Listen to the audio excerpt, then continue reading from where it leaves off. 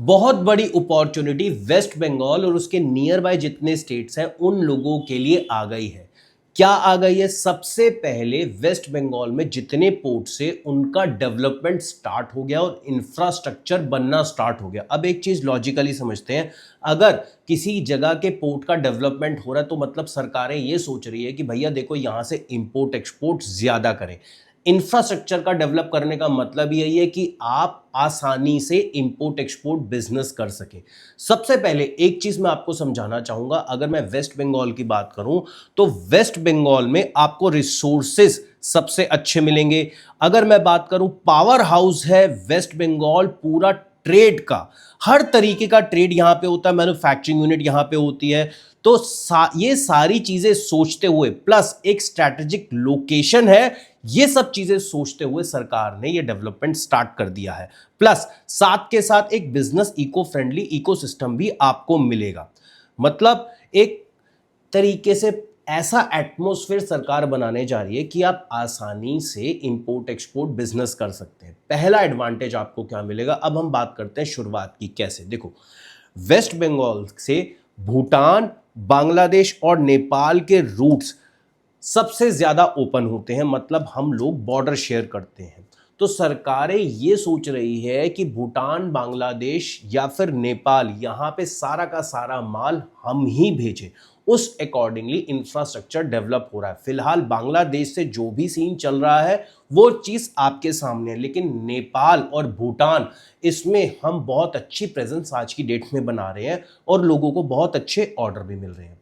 अब इसी के साथ साथ पोर्ट्स में डेवलपमेंट हो रहा है, नई टेक्नोलॉजी आ रही है। कोलकाता पोर्ट्स और Haldia port day by day इनकी टेक्नोलॉजी में इंप्रूवमेंट होता जा रहा है, फ्लेक्सिबिलिटी आती जा रही है, सिंगल विंडो सिस्टम बन रहा है पूरा का पूरा।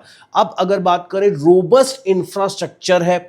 आपको यहां से अगर सपोज करो बाय ट्रेन माल भेजना है किसी पोर्ट पे, वो भी तैयार हो गई है। बाय रोड भेजना है वो भी तैयार हो गई है। पोर्ट की कनेक्टिविटी हर स्टेट और सिटी से की जा रही है। हल्दिया डॉक को तो इतना इक्विप्ड कर दिया है कि वो आज की डेट में बड़े से बड़ी शिपमेंट भी मैनेज कर सकता है। अब एक और चीज, वेस्ट बंगाल गवर्नमेंट का टारगेट है कि 2030 तक जितना भी एक्सपोर्ट है वो लगभग लगभग डबल होना चाहिए। हम 2025 पे बैठे हैं, तो सोचिए सिर्फ 5 साल के अंदर ये एक्सपोर्ट डबल होने जा रहा है। तो क्या आप इसका फायदा नहीं उठाना चाहते? ये मैं आपको सारी इंफॉर्मेशन इसीलिए दे रहा हूं क्योंकि वेस्ट बंगाल में बहुत काम आ रहा है।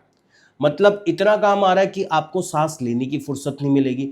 अब वो लोग जो जिनके पास पैसा नहीं है, जिनके पास फंड नहीं है, तो कम इन्वेस्टमेंट में भी स्टार्ट कर सकते हो क्योंकि वेस्ट बंगाल के अंदर ही आपको पोर्ट मिल जाएगा। आपको लॉजिस्टिक कॉस्ट जो है वो बहुत ही ज्यादा कम पड़ेगी। सबसे बड़ा एडवांटेज क्या है? एक डाइवर्स इंडस्ट्रियल बेस्ड है वेस्ट बंगाल में। लगभग 90 लाख एमएसएमई यूनिट्स हैं। हम ये कह सकते हैं कि इंडिया की टोटल 14% जो शेयर है एमएसएमई का, वो सिर्फ और सिर्फ वेस्ट बंगाल में है। इसीलिए वहां पे एक्सपोर्ट करने के लिए आपको मल्टीपल प्रोडक्ट्स मिलते हैं, चाहे वो एग्रीकल्चर हो, आईटी से रिलेटेड हो, सर्विसेज इंडस्ट्री से रिलेटेड हो, या प्रोसेसिंग यूनिट्स हो, फार्मास्यूटिकल हो, हर तरीके के प्रोडक्ट्स आपको मिलेंगे। अब इंडस्ट्रियल हब की अगर मैं बात करूं तो Howrah, Durgapur, Kolkata already industrial hub है। तो जैसा कि आप वेस्ट बंगाल के बारे में जानते हैं, ये आप खुद ही जानते होंगे, आप बड़ा बाजार वगैरह चले जाइए, आपको सारी की सारी मार्केट 24 घंटे पैक दिखेगी, ट्रैफिक दिखेगा। भाई क्यों?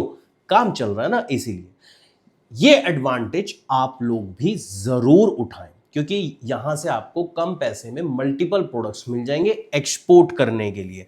अब आज की डेट में सरकार ये सोच रही है कि भैया हम इस प्लेटफॉर्म को इस तरीके से तैयार करें कि ईज ऑफ डूइंग बिजनेस की पॉलिसी लेके आई जाए और किसी को कोई भी प्रॉब्लम ना हो वेस्ट बंगाल से एक्सपोर्ट करने के लिए।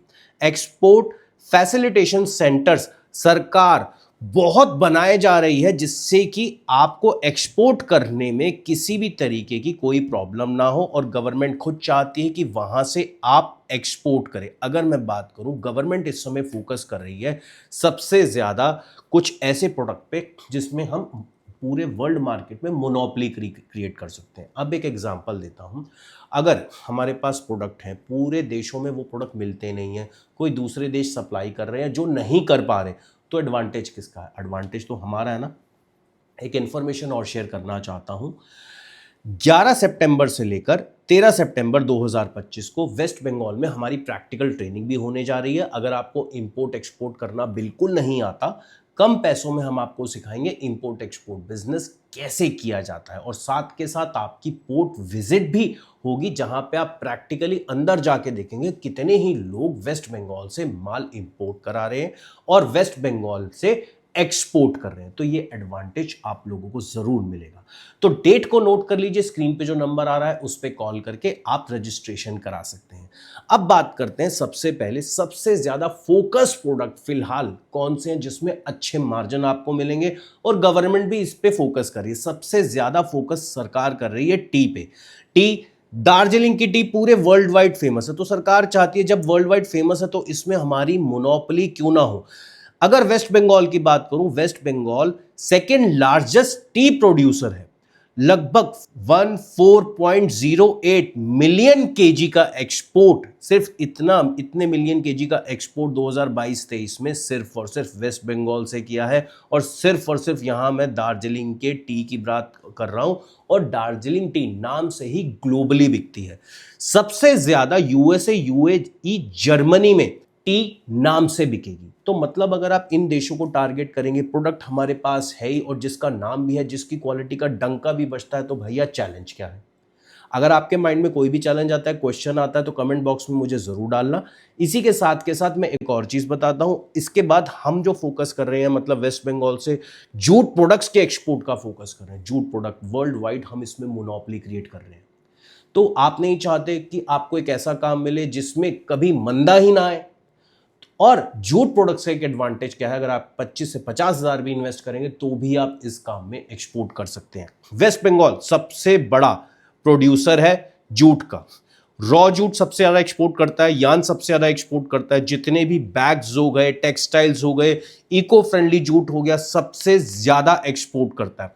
दुबई और यूरोप से आपको बहुत अच्छे ऑर्डर मिल रहे हैं इस समय। तो हमारी गवर्नमेंट चाहती है कि भैया हम इसको एक्सपोर्ट करें, और प्लस हमारे यहाँ तो सस्ते रेट पे अच्छी क्वालिटी मिल जाएगी, क्योंकि भैया बन ही यहीं रहा है, प्रोड्यूसर ही हम हैं। मैं आपको ना साथ के साथ लॉजिक भी इसीलिए बता रहा हूं। ऐसा नहीं है कि मार्केट से कोई भी प्रोडक्ट उठा के कोई भी बेचो, उसके पीछे एक लॉजिक होता है। तो हम जो भी बात करेंगे प्रैक्टिकली और लॉजिकली बात करेंगे। इसी के साथ साथ अगर हम मरीन प्रोडक्ट्स की बात करें, जिसमें खास तौर से श्रिम्प और फिश की अगर मैं बात करूं, तो लगभग 20.45 लाख टन हमने 2022-23 के आसपास एक्सपोर्ट किया है। अगर मैं बात करूं, अकेला वेस्ट बंगाल इंडिया का सेकंड लार्जेस्ट फिश प्रोड्यूसर है। ज्यादातर श्रिम्प एक्सपोर्ट हो रहे हैं। एक बहुत बड़ा मेजर कंट्रीब्यूटर है जो की मार्केट है, वो यूएसए, चाइना और जापान है। मतलब आज तक लोगों को ये लगता था भैया चाइना से तो हम इंपोर्ट कराते हैं। आपको पता है वेस्ट बंगाल से फिश भी चाइना में एक्सपोर्ट की जा रही है। तो फिर ये काम हम क्यों नहीं कर सकते? सोचिए। लेदर गुड्स की बात करूं, भैया लेदर गुड्स का तो नाम ही चलता है। वेस्ट बंगाल जब से तब से लेदर का तो काम ही हो रहा है। अगर मैं बात करूं, इंडिया का 6% मार्केट लेदर एक्सपोर्ट में वेस्ट बंगाल के हाथ में। तो 6% एक बहुत बड़ा मार्केट है, जिसमें हम बेल्ट्स, जैकेट्स और वॉलेट्स भी एक्सपोर्ट करते हैं। गल्फ कंट्री हो या अफ्रीकन कंट्रीज, सारा लेदर हम ही वहां से इनको एक्सपोर्ट करते हैं। टेक्सटाइल और गारमेंट्स सबसे बड़ा हब है भाई, सीधी सी बात है। जब से वेस्ट बंगाल है, टेक्सटाइल का काम तो तब से होता चला आया है। तो टेक्सटाइल और गारमेंट्स में आज की डेट में साड़ी, ब्राइडल वेयर, ये सारे के सारे प्रोडक्ट्स जा रहे हैं। किसी भी तरीके का बेबी गारमेंट है, जेंट्स गारमेंट है, विमेन गारमेंट है, हर तरीके का गारमेंट वेस्ट बंगाल से एक्सपोर्ट हो रहा है। टाई से लेकर हैंकरचीफ तक, सॉक्स तक, सब एक्सपोर्ट हो रहा है। यूएई को हमने अपना पूरा गढ़ बना दिया। भैया यूएई में हम मोनोपोली क्रिएट कर देंगे, बस थोड़े 6 महीने साल मेहनत कर लो, यूएई पूरा हमारा गढ़ होगा। क्यों? इस समय आप खुद बताइए, टेक्सटाइल के सबसे बड़े मैन्युफैक्चरर कौन है पूरे वर्ल्ड में? हम। तो खुद सोचिए, हमारे पास वैरायटी भी है, हमारे पास साइजेस भी हैं, हमारे पास डिजाइनिंग पैटर्न भी है, और हमारे पास क्वालिटी भी है। तो भी फिर क्यों हम मोनोपोली क्रिएट नहीं करेंगे? बिल्कुल करेंगे। इसी के साथ साथ आगे बढ़ते हैं हम यहां से। एग्रीकल्चर प्रोडक्ट्स की बात करूं तो आज की डेट में वेस्ट बंगाल राइस में भी लीड कर रहा है, पोटैटो में भी लीड कर रहा है। वेजिटेबल प्रोडक्शन दुनिया जहां का होता है, कोई भी प्रोडक्ट उठा के बेचो, पैराबॉइल्ड राइस आप बेचो, मैंगोज भेजो, स्पाइसेस भेजो, टर्मरिक भेजो, जिंजर भेजो, जो भी भेजो भाई, चाइना भेजो। मैं तो एक ही चीज कहता हूं, चाइना से सिर्फ इंपोर्ट क्यों कराना है, उसको एक्सपोर्ट करो ना। वहां पे जब प्रोडक्शन ही नहीं है तो लोगों के माइंड में क्यों सेट है ये चीजें? इस चीज को तोड़ते हैं, चाइना को एक्सपोर्ट करते हैं, चाइना से कमाते हैं बहुत, चाइना का माल इंपोर्ट करा लिया, अब आई है हिंदुस्तान के एक्सपोर्ट की बारी। फिर इसके बाद बात करते हैं आयरन और स्टील की। सबसे बड़े आयरन और स्टील के इंडस्ट्रियल हब है दुर्गापुर।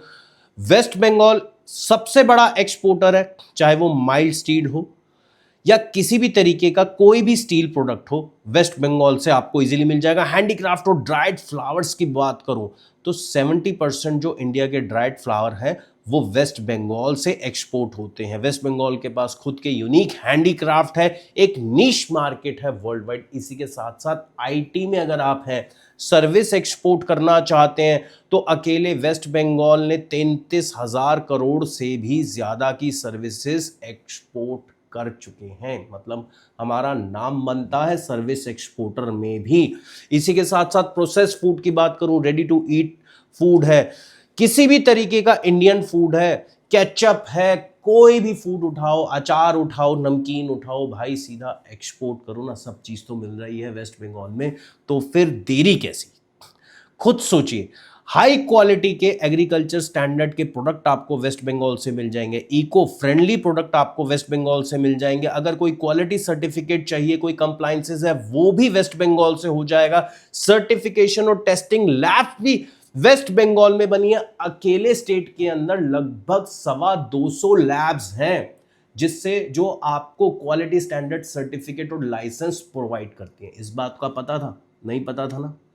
इसीलिए बता रहा हूं, 11 से 13 सितंबर 2025 की डेट नोट कर लो। स्क्रीन पे जो नंबर आ रहा है उस पर कॉल करके practical training import export business की लो, जहां पे आपको लॉजिकली, प्रैक्टिकली और आसान तरीके से सिखाया जाएगा पोर्ट विजिट के साथ। प्लस इसी के साथ साथ आगे अगर हम बढ़ते हैं तो सबसे ज्यादा एमएसएमई आज की डेट में वेस्ट बंगाल में, मैं तो कह ही चुका हूं ऑलरेडी, 14% शेयर है वेस्ट बंगाल का। तो फिर चैलेंज क्या है?